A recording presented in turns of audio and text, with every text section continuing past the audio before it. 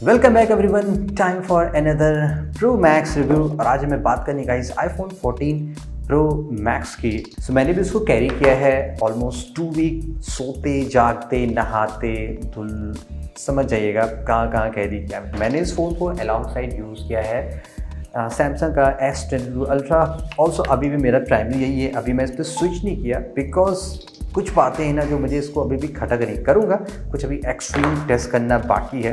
कैसा लगा ये फ़ोन? फर्स्ट ऑफ कोर्स आप कलर एंजॉय दे सकते हैं। एवरी ईयर आईफोन कुछ नया कलर्स लाती है, सभी ब्रांड्स लाते हैं, लाइक वो तो ट्रेंड होता है। बट कलर अच्छा है, अब नया आया है तो ऑफकोर्स आपको अच्छा लगेगा। लेकिन आइकॉनिक आपको वाइट गोल्ड सारे मिल जाते हैं। पॉपुलरी वाली फीलिंग चाहते हैं तो गोल्ड पे जा सकते हैं।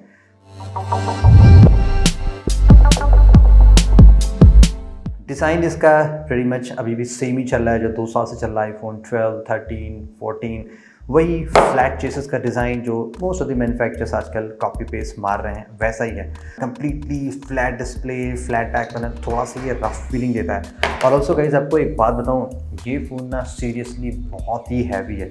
जैसे इससे पहले मैं जैसे ये 2 सेट यूज़ कर रहा था और भी छोटे मोटे फ़ोन जैसे ये सब हैं, तो जब मैं इन फ़ोन से इस फ़ोन पे स्विच करूँ किसी भी काम के लिए ना, तो मुझे ये फ़ोन बहुत ही हैवी लगे।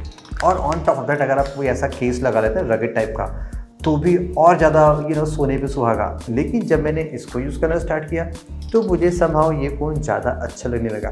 तो पॉइंट अब समझ गए कि ये फ़ोन काफ़ी हैवी है, both in terms of weight में भी, थिकनेस में भी, और काफ़ी बिग फॉर्म फैक्टर ऐसा नहीं। प्लस यहाँ पे जैसे ये शार्प कॉर्नर्स है ना, जैसे कि इस फ़ोन में एकदम कर्व्ड है, तो ये पकड़ने में थोड़ी सी अच्छी फीलिंग देता है। इसको पकड़ते ना थोड़ी सी रफ फीलिंग ज़्यादा आती है।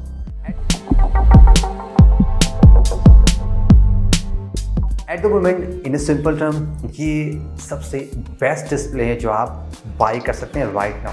लाइक अगर आप कंटेंट ज़्यादा व्यू करते हैं, ब्राइटेस्ट डिस्प्ले चाहते हैं, एमंग्स द बिगेस्ट फ़ोन चाहते हैं, तो सारी चीज़ें आपको यहाँ पे मिलेंगी। टेक्नोलॉजी भी भर भर की दी गई है, सब कुछ यहाँ पे आपको मिलता है। सो डिस्प्ले की quality no doubt top notch है, लेकिन कुछ लिमिटेशंस जैसे कि अगर आप एंड्रॉइड फ़ोन यूज़ करते आ रहे हैं, 120 hertz LTPO display phone use कर रहे हैं, तो वहाँ पे क्या है कि आप रिफ्रेश रेट सेलेक्ट कर सकते हैं। लाइक अगर आप ज़्यादा बैटरी सेविंग मोड चाहते हैं तो आप 60 हर्ट्ज़ पे आ गए, आपने LTPO ऑफ कर दिया, आपने फुल HD पे लगा लिया, क्वाड HD से स्विच कर गए। यहाँ पे आपको कोई ऐसा ऑप्शन नहीं मिलता है जैसे कि यूजुअली ये 60 हर्ट्ज़ पे चल रहा है। अगर आप गेमिंग करते हैं या कुछ और करते हैं तो वो 90 120 पहुँच जाएगा। ऑलवेज ऑन डिस्प्ले पे हैं तो वो 1 हर्ट्ज़ पे आ जाता है। लाइक सो सारी चीज़ें फिक्स हैं। First time always on display आया है, तो ये दिखने में तो कूल है, बट श्योरली गाइस इसका इम्प्लीमेंटेशन एकदम न्यू लेवल का है। यूजुअल ये डे टाइम आपको विजेट्स दिखाएगा जो भी आप ऐड करेंगे, बट साथ ही साथ यहाँ पे ऐसा दिया गया ना कि जो बैकग्राउंड का वॉलपेपर है वो कम्प्लीटली डिम होकर यहाँ पे दिखेगा। यानी कि जो भी आपके नोटिफिकेशन रहेंगे वो सारी चीज़ें दिखती रहेंगी। आप थोड़ा सा कंफ्यूज रहेंगे कि लाइक ऐसा तो नहीं कि फ़ोन कहीं ऑन है, तो बार बार जैसे मैं पावर बटन अक्सर दबाता हूँ, दूर से देख रहा हूँ तो मुझे लगता होगा ओके डिम हो गया, हो सकता है मैं ऑफ करना भूल गया या लॉक हुआ नहीं हुआ। ऑफ कोर्स आपका डेटा सेंसिटिव है तो आपको ये चीज़ टेंशन लगी रहेगी। प्लस आई थिंक मुझे लगता है ना कि इवन तो 1 हर्ट्ज़ पे है लेकिन ये डिस्प्ले समहाउ ऑन है, कलर्ड पिक्सल्स चल रहे हैं, तो वो बैटरी ज़्यादा कंज्यूम करती है। तो बैटरी स्टैट्स में कितना फ़र्क पड़ सकता है अभी मैं आपको बताता हूँ। अब ऐसा नहीं कि ऑलवेज ऑफ ऑन रहेगा, आप इसको ऑफ कर सकते हैं। लाइक आप अपने पॉकेट में रख दिया या फ़ोन को अपने टेबल पर टर्न कर लिया, देन वो ऑफ हो जाता है।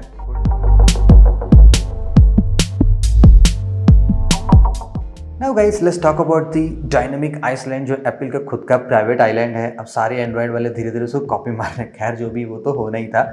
इम्प्लीमेंटेशन अलग है लेकिन उसका यूज़ अलग तरीके से किया गया है। अब मेरी इसमें मिक्स्ड रिएक्शन है। बहुत से लोगों को ये काफ़ी यूज़फुल लगता है, मुझे भी ये काफ़ी यूज़फुल लगा, और स्पेशली थोड़ा सा इनोवेटिव तो ऑफ कोर्स है ये, बिकॉज किसी ने सोचा भी नहीं था कि यहाँ पे ऐसा भी कुछ किया जा सकता है। बट इवेंचुअली ये चीज़ हो गई। मैं आपको एक जनरल डेमो दिखाता हूँ कि आप कैसे इसको बहुत यूज़फुल मान सकते हैं। ठीक है, वीडियो चल रहा है, मैंने इसको मिनिमाइज़ किया तो ये वीडियो बैकग्राउंड में चला गया।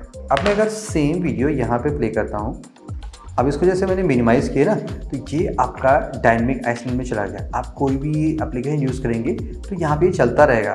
सो उसको आप जैसे क्लिक करेंगे अपने आप वहाँ पे स्विच कर जाएगा।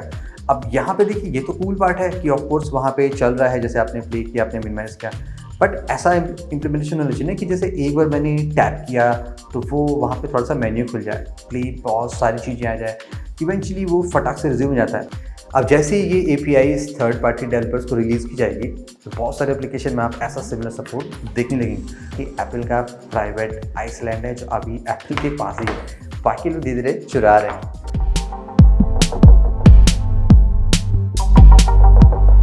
As you would expect, ये फास्टेस्ट फ़ोन इन दी मार्केट है।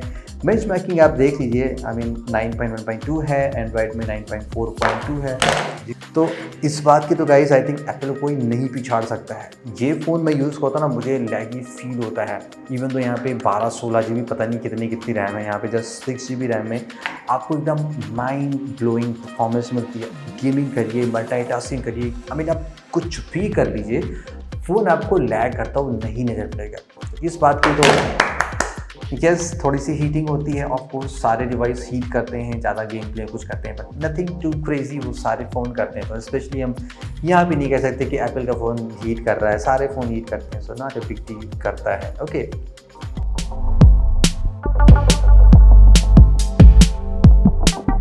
टॉप नॉच कैमरा क्वालिटी आपको मिलती है, लेकिन यहाँ पे कुछ बिग लिमिटेशंस मुझे लगती है। मैं आपको डिटेल कंपैरिजन दिखाऊंगा बाद में, बिकॉज काफ़ी कुछ दिखाने का कंपैरिजन में है, तो मैं आपको शायद में ज़्यादा नहीं दिखाऊंगा। जैसे हम स्टैंड एलोन आईफोन की बात करेंगे, प्रॉब्ली हम कंपैरिजन बाद में करते हैं।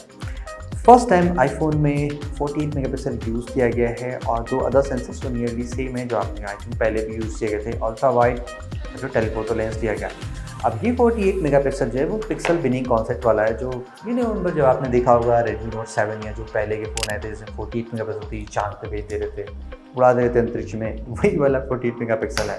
फ़ोटोज़ यहाँ पे काफ़ी डिटेल क्रिस्प फ़ोटोज़ आती हैं जो आप एक्सपेक्ट कर सकते हैं इतने सुपर सॉलिड फ़ोन से। तो वहाँ पे आपको कोई दिक्कत नहीं लगेगी। कंट्रास्ट सबको एकदम सुपर शार्प आता है, एकदम टॉप नॉच क्वालिटी आप पा सकते हैं। हो सकता है किसी को ये कलर ना पसंद हो, लाइक ज़्यादा वाइब्रेंट चाहिए, तो प्रॉब्ली आपको सैमसंग में मिल जाएगा। तो यहाँ पे मोस्टली ट्रू टू लाइफ ज़्यादा होता है। लो लाइट यहाँ पे काफ़ी एक्सट्रीम वर्क करता है, बिकॉज जो 48 मेगापिक्सल है यूजिंग पिक्सल बिनिंग काफ़ी सुपर्ब काम करता है। 48 MP मोड की फ़ोटो लेते हैं, वो जहाँ तक मैंने देखा है 25 MB से लेके वो समटाइम्स 75 MB तक भी चली जाती है। ज़्यादा स्टोरेज आपको लेने की ज़रूरत है अगर आप ज़्यादा 48 MB मोड यूज़ करेंगे।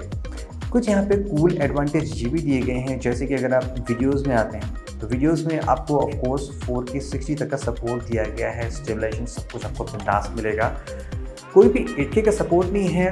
अब आप सोच रहे होंगे कि आजकल 8K कौन यूज़ करता है, ये कौन सी डील ब्रेकिंग है, 8K तो अभी कहीं चलती नहीं है। लेकिन पॉइंट ये है ना, लाइक फ्यूचर प्रूफिंग अगर आप करना चाहते हैं तो 8K बहुत अच्छा होता है।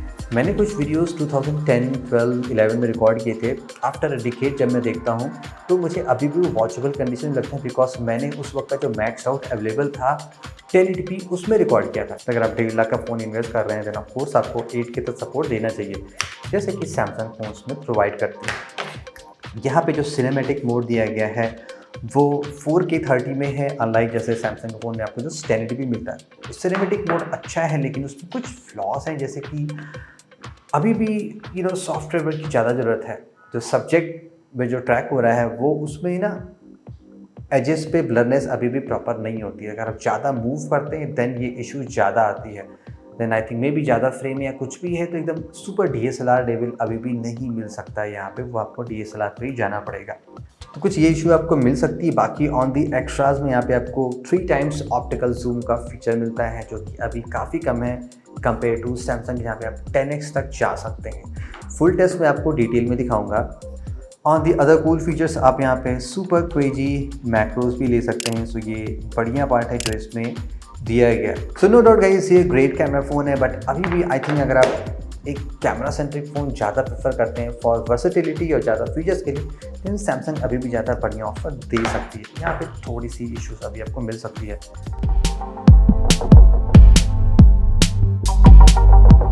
सॉफ्टवेयर यहाँ पे iOS 16.0.2 है। कुछ फीचर्स यहाँ पे फिक्स होने थे वो अभी तक नहीं फिक्स हुए, जैसे कि 24% बैटरी है। अभी भी यहाँ पे काफ़ी फुल बार दिखाई पड़ रहा है, होपफुली ये फिक्स जानी थी, लेकिन यहाँ पे अभी भी ये फिक्स नहीं हुआ है। तो ये बेस्ट बिगेस्ट सॉफ्टवेयर कंपनी जिसमें ऐसे माइन्यूट से फीचर नहीं दिए गए जो अदर फोन में बड़ी आसानी से मिल जाते हैं। 6 GB रैम है, मेमोरी में सुपर कूल है, आपको जरा से भी दिक्कत नहीं होगी। बट यार फ़ोन थोड़ा सा हीट करता है अगर आप थोड़ा सा लॉन्ग टाइम तक लगातार यूज़ करते हैं ना, सो A16 बायोनिक थोड़ा सा हीट करता है, तो ये मुझे ऐसा फील होता है।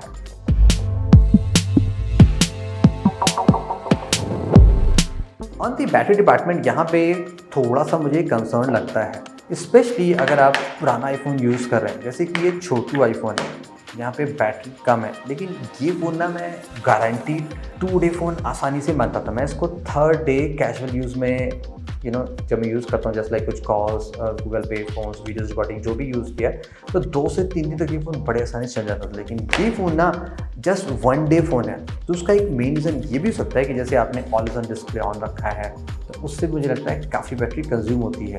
जब उसको ऑफ कर देते हैं तो ये फ़ोन नेक्स्ट डे बड़े आसानी से चला जाता है। तो कुछ अच्छी फीचर्स दिए कि उसकी वजह से डाउन साइड क्या है कि आपको जैसे बैटरी के इशूज़ मिल रही हैं। आई थिंक ऑलमोस्ट सभी लोग जिसका मैंने देखा सबको बैटरी के इशूज़ मिले हैं इसमें आईफोन 14 प्रो मैक्स में। वायरलेस चार्जिंग आपके 15 वॉट की है, तो 4 घंटे के आसपास लगता है फ़ोन फुल चार्ज हो जाता है।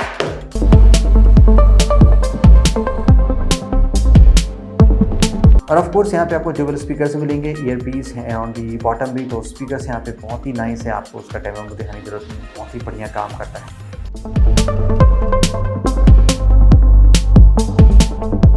क्या कहें 14 प्रो और मैक्स के बारे में।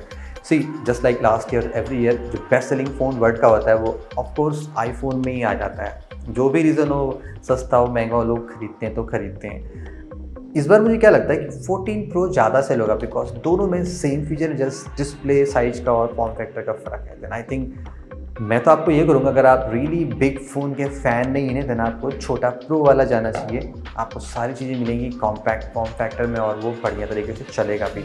14 प्रो मैक्स आई मीन ज़्यादा एडवांटेज मिल नहीं पाया, बैटरी उतनी सुपर चीज़ें मिल नहीं पा रही जितने कि बिग फ़ोन्स के जो एडवांटेज होते हैं। बाकी ये तो मेरे थॉट्स थे, आपको भी क्या लगता है about your iPhone 14 pro max? अगर आपने बाय किया आपको क्या बढ़िया लगता है प्लीज़ बता सकते हैं। Thank you so much guys, this is Saurabh and have a great day.